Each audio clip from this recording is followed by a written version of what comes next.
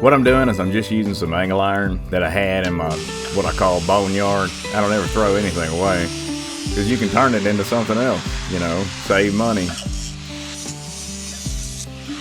I just sat there, I cut the angle out.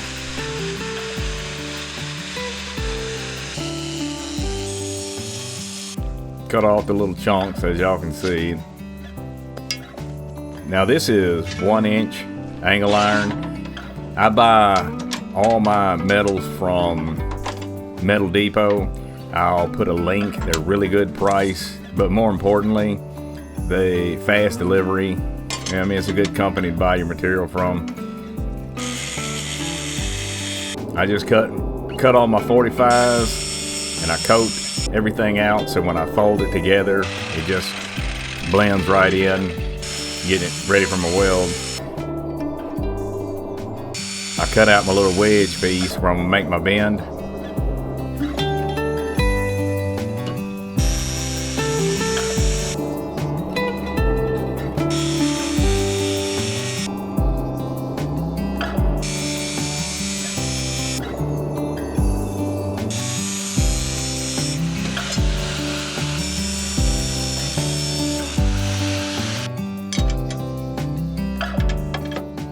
This particular angle iron was so lightweight, I could bend it without heating it up, but normally you probably have to put a little torch to it.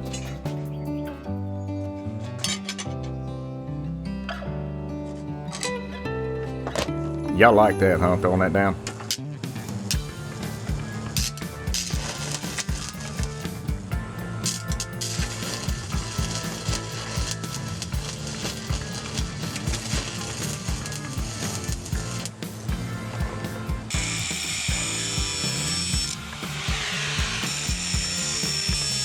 Now I went ahead, and you'll see that on my uprights that I beveled them, and that way, you know, it helped guide the bottle down in there.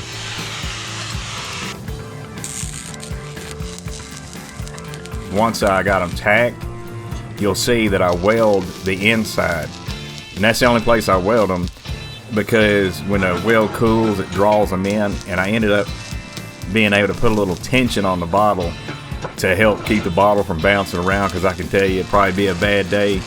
Bottle bounces out while the fire is going, blow my ass up. I thought it felt pretty snug when it went on. Now I just used a piece of square stock that I had that just happened to fit the receiver. I don't know if all mowers receivers are the same size, to be honest with you. That's the first 0-turn mower I've ever had.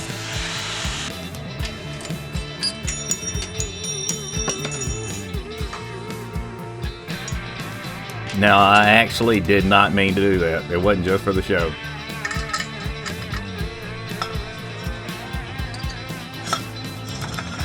The hole that I'm drilling right now, that's just the hole for the back of the receiver, you know, bolt hole. And I just run the bolt down in there to keep it good and tight and secure. I figured it'd do better than a little pin. Now what I ended up using was just some 1-inch tubing. I mean, 1-inch pipe, not tubing.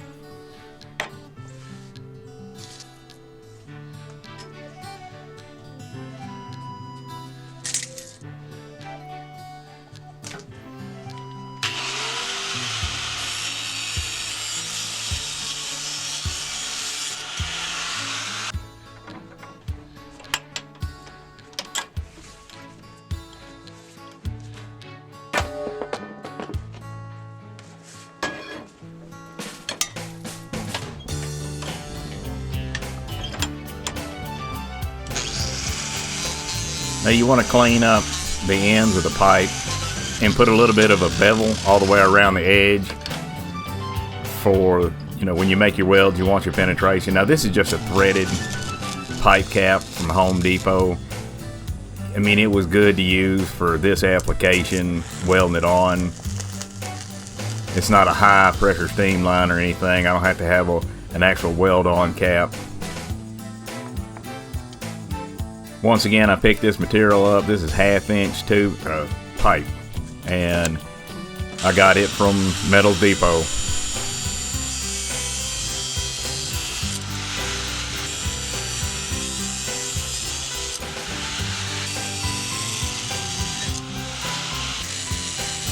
Now right here I'm coping it out.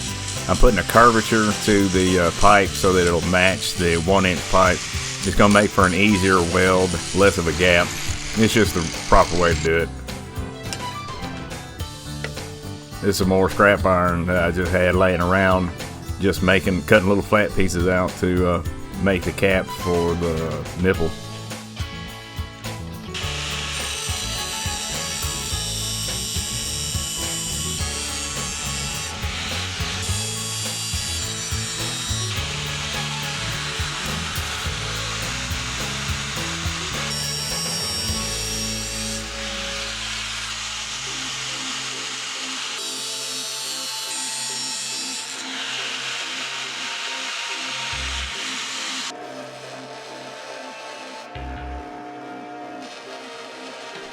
You don't have to use a TIG welder. If you don't have a TIG welder, you don't have to use it. You can use a stick welder.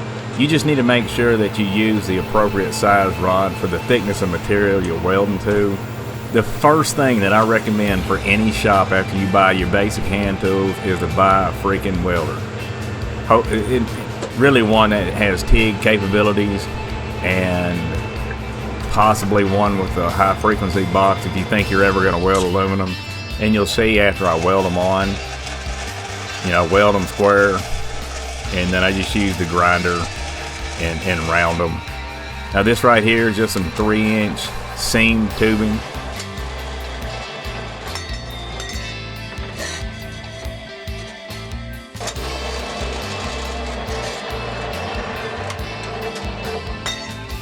What I did to find my thirds on it, you see I just took that piece of paper and cut it to length, measured it, and then divided it by a third, marked it.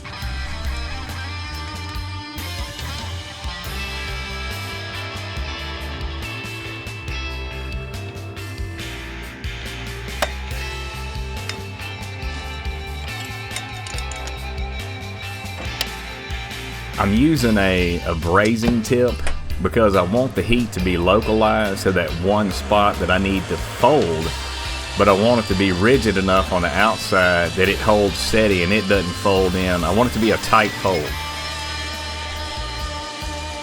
Needle nose pliers work great for doing this. I mean, I ain't never built one of these before. I was kind of just imagining something and playing by ear.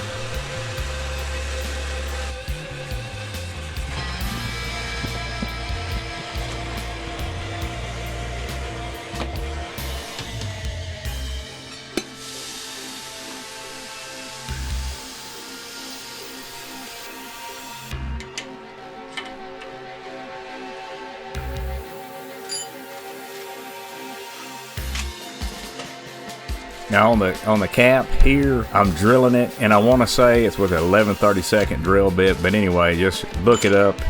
I can't remember what I used, but it's for an 1/8" pipe tap. The orifice that I used was 1/8" pipe tap that went from pipe thread to the propane fitting threads. I get all my propane stuff for all my burners and stuff that I build from Propane One Source. So I'll put a link.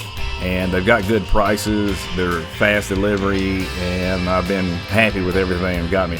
Now one thing you want to keep in mind on this particular application is I drilled out the actual little orifice to make it open all the way through, because you don't need the little orifice on this setup. The orifices are what I'm doing right now.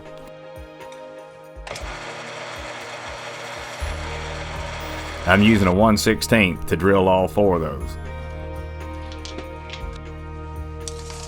I've got 4 Venturis, and that was my original intent. I was just going to do 4, but then after I started making it, I decided that I would later add a 5th one when I order some more material or whatever, and I'll just drill a hole later on the end, maybe this spring.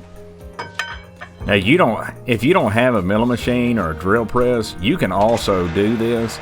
You just use your cutting disc and grind you an X where your marks are that you've laid out, and then punch them real good with the center punch in the centers, and make sure though that you use a pilot bit on your first pass.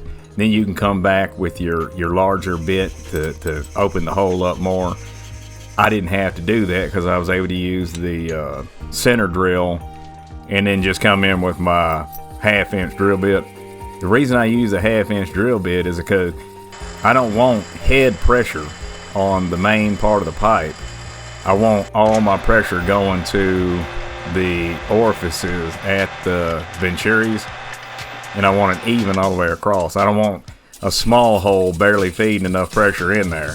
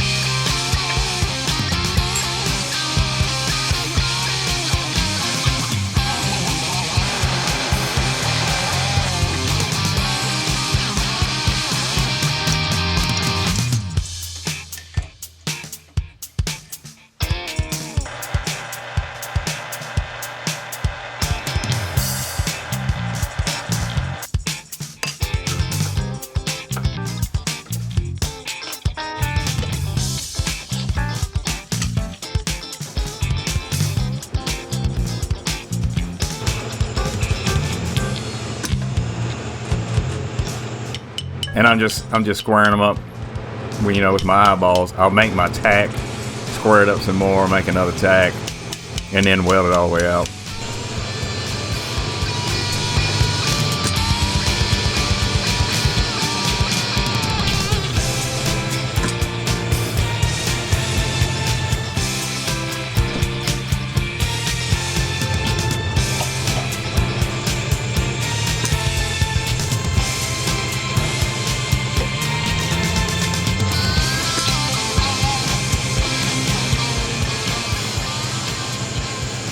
Now you see me cleaning it up before I make the welds.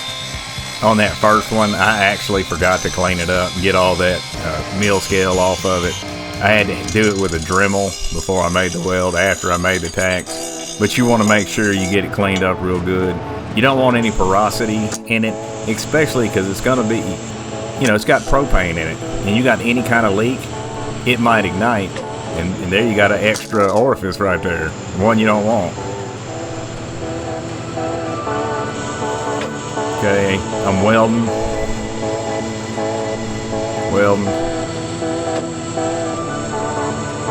some more.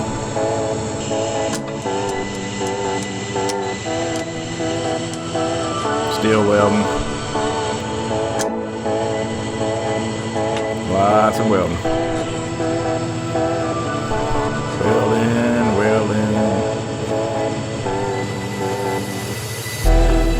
Alright, I'm done welding. Now, if you've never fooled with threaded pipe before, you need to use some kind of Teflon lubricant, whether it be liquid or the tape.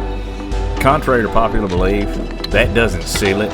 The tapered threads tightening up against each other, they smush down and seal it. So you want to make sure that you tighten it up really tight. And the same on this one, it's tapered thread as well.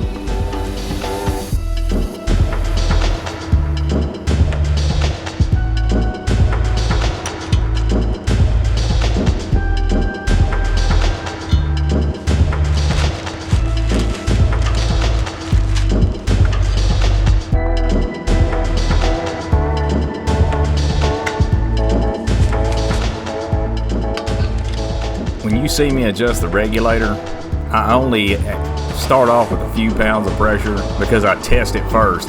Now when I get to this point, I've actually got it wide ass open. And it looked like, I mean, a pretty blue flame. I can't complain. It's a good, efficient burn. They turned out real well.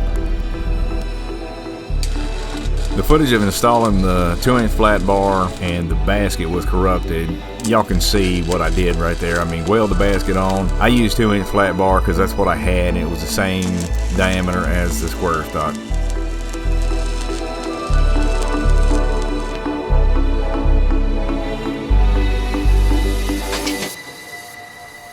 Time for the montage.